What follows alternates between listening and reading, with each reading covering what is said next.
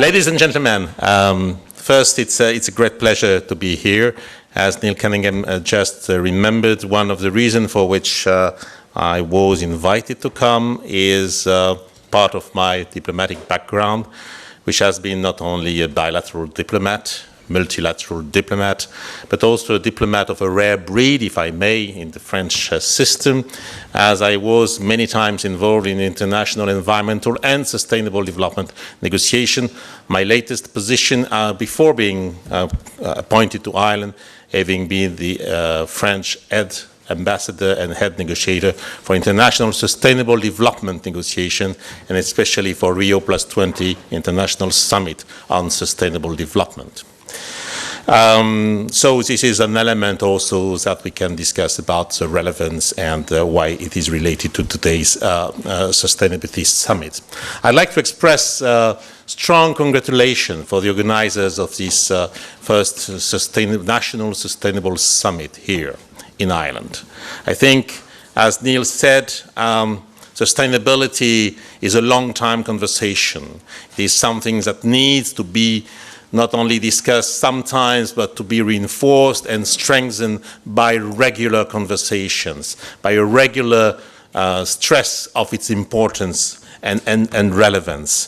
And the fact that there is such a first National Sustainability Summit here in Ireland, I think is important. Probably there will be others in the next years to come, at least I wish. I'm sure that it is ominous that you are here in Aviva Stadium, because in the next rounds you'll probably need not only to be only in this room, but to be in the stadium itself, because this is a very important element. Why? And I have some reasons to list about this. Sustainability first must be the roadmap, and can only be the roadmap for any future-oriented economy. And it's a very good timing, probably, that we are able to discuss sustainability here and have such a National Sustainability Summit at a time where the Irish economy is recovering, is picking up again. Because it's not only time for changes, for doing business otherwise, but it's also time for exploring actively new businesses' capabilities, capacities. And from this point of view, sustainability and the requirement of sustainable development are important to consider those changes. Why sustainability? I'm sure I'm addressing a very informed audience already, so I will be brief, but I can come back later if you want. The first reason of sustainability is that we can't do otherwise. The natural resources are limited. Our rate of consumption of those natural resources is increasing every year by double digits. Every year we are facing the situation where we are consuming more natural resources than those natural resources, only certain of them, not all of them, are renewing. So we are facing with a very important challenge, which is that very soon, sooner than later, we won't be able to share enough natural resources. Because also, and this is another very important element beyond natural resources, world population is growing fast, growing faster than ever. Today, we are 7 billion approximately. In 20 years, we'll be 9 billion. This is a very dramatic change in the way the population of the planet has been evolving for the past. And last but not least, we have the challenges of climate change. Climate change is affecting not only the temperature, it's affecting everything. It's affecting the way population live, it's affecting the needs of the population, it's affecting their natural resources, their rate of recovery and renewal, it's affecting everything. So all these three elements mean that sustainable development is not an option. Sustainable development is actually a need. The future of the world, when you look at those challenges, is, if I may say, rather simple. Either it is peace, thanks to cooperation, and this cooperation can only come from a widely shared approach of what is sustainable development and its requirements, and a clear and strong and quick implementation of sustainable development, or because they want to be cooperation, then what is the alternative? It's conflict. And conflict with the current unsustainable actions, unsustainable economy, will mean that the things, instead of getting better, can only be going wrong and worse. In fact, to take and to steal the words of the UN Secretary General in a recent speech, there is no plan B to sustainable development because there is no planet B. But sustainable development is not only a constraint, even if we have to think it is a constraint.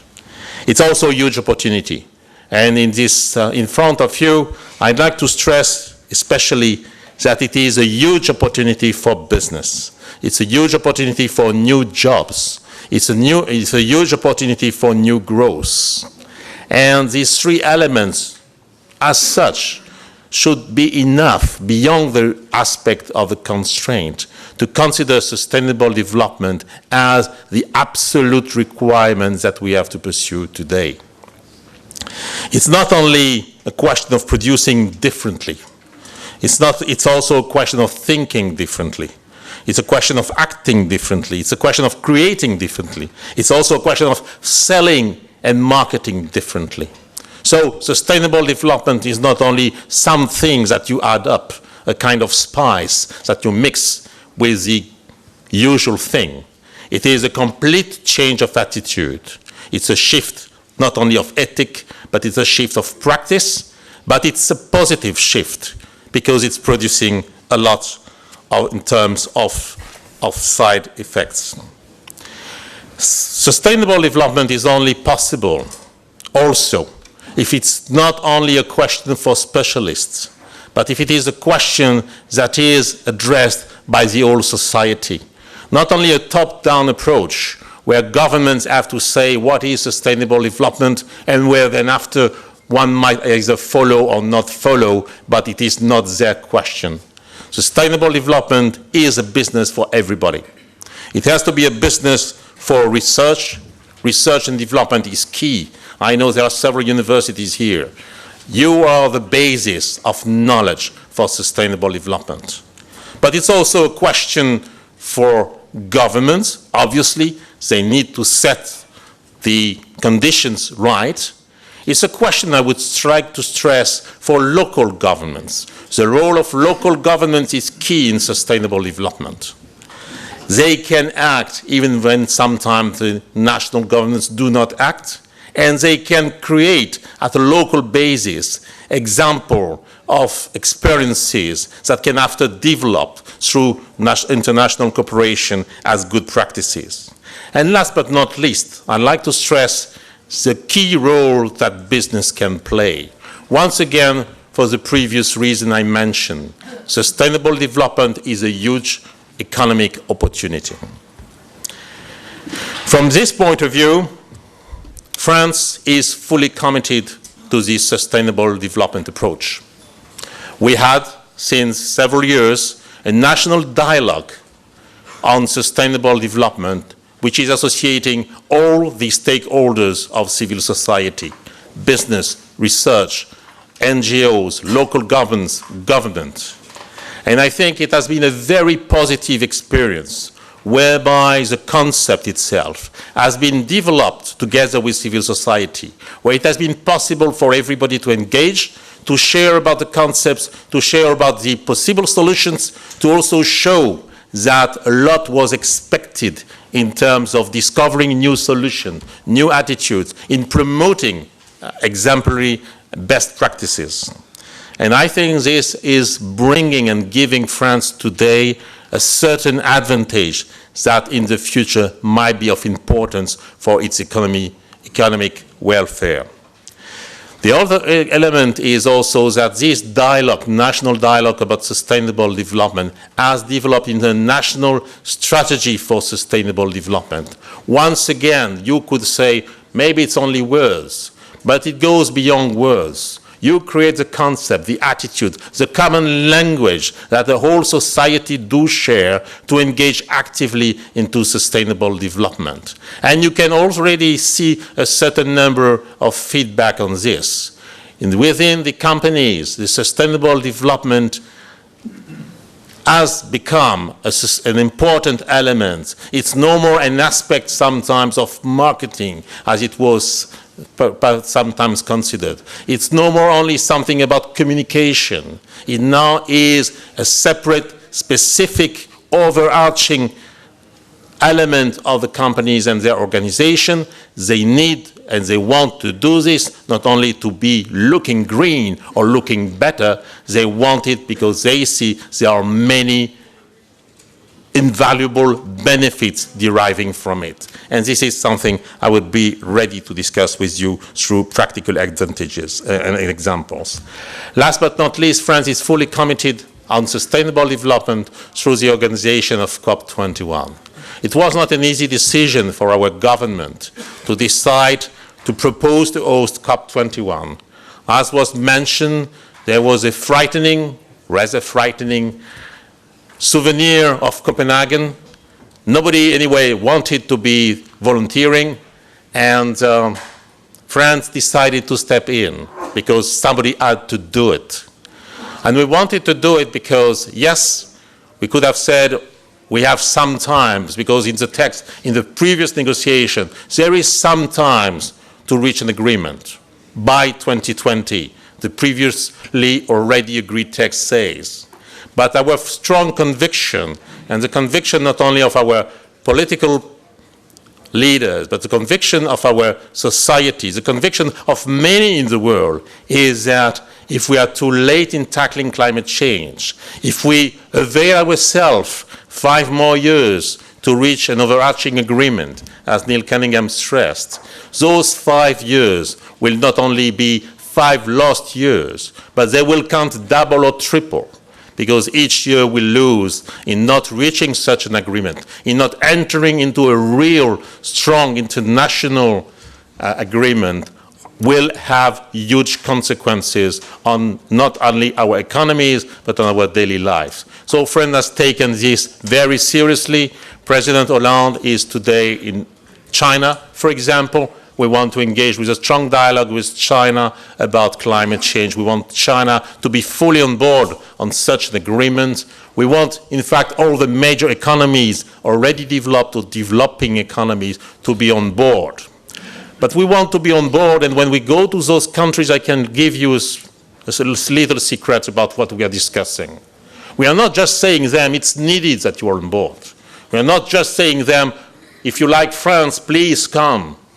What we say to them, it is in your interest. Even if you were only selfish, commit, engage, because the key is the first movers will have the big advantage.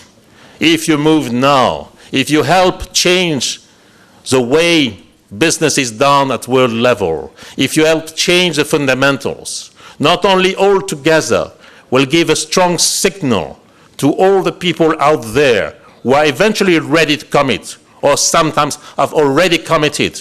And I speak about research, I speak about local governments, I speak about business.